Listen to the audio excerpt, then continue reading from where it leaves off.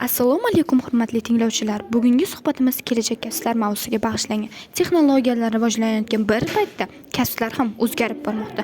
Shu haqda bugun suhbatlashamiz. Sizning fikringizcha kelajak kasblarga tayyorlanish uchun yoshlar bugunda nima qilishlari kerak?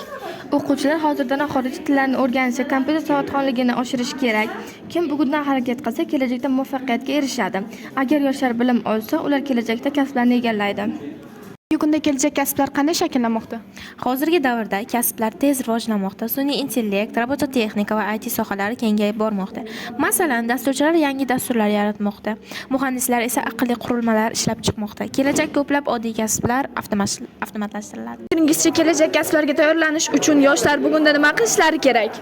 Yoshlar bugundan boshlab o'z ustida ishlashi kerak. Ular doimiy ravishda bilimini oshirib boradi, yangi texnologiyalarni o'rganadi. Agar ular harakat qilsa, kelajakda muvaffaqiyatli mutaxassis bo'ladi. Ayrim kasblar yo'qolib bormoqda. Sizningcha kelajakda yana qaysi kasblar kamayadi? Hozirda oddiy hisob-kitob amallari avtomatlashtirilmoqda. Kelajakda kassirlik va ayrim operatorlik kasblari kamayadi, chunki xizmatlar onlayn shaklga o'tmoqda. O'tganga qaraganda kasblar qanday o'zgardi? Avvallari ko'plab ishlar qo'l mehnati bilan bajarilgan edi. Hozir esa ko'p jarayonlar avtomatlashtirilgan. Masalan, bank tizimi raqamlashtirildi, savdo onlayn shaklga o'tdi. Sizningcha sun'iy intellekt odamlar o'rnini egallaydimi? Ba'zi oddiy ishlarni robotlar bajaradi, lekin inson tafakkuri har doim ustun bo'lib qoladi. Sun'iy intellekt yordam beradi, ammo ijodiy fikrlashni to'liq almashtira olmaydi. Kelajakda qaysi kasblarga talab oshadi deb o'ylaysiz? Kelajakda IT mutaxassislari, kiberxavfsizlik xodimlari va bioinjenerlarga talab oshadi.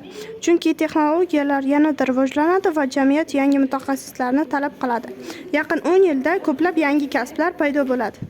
Bugungi suhbatimiz shuni ko'rsatadiki, kelajak allaqachon boshlanib bo'lgan. Texnologiyalar rivojlanmoqda, kasblar o'zgarib bormoqda, yangi imkoniyatlar paydo bo'lmoqda.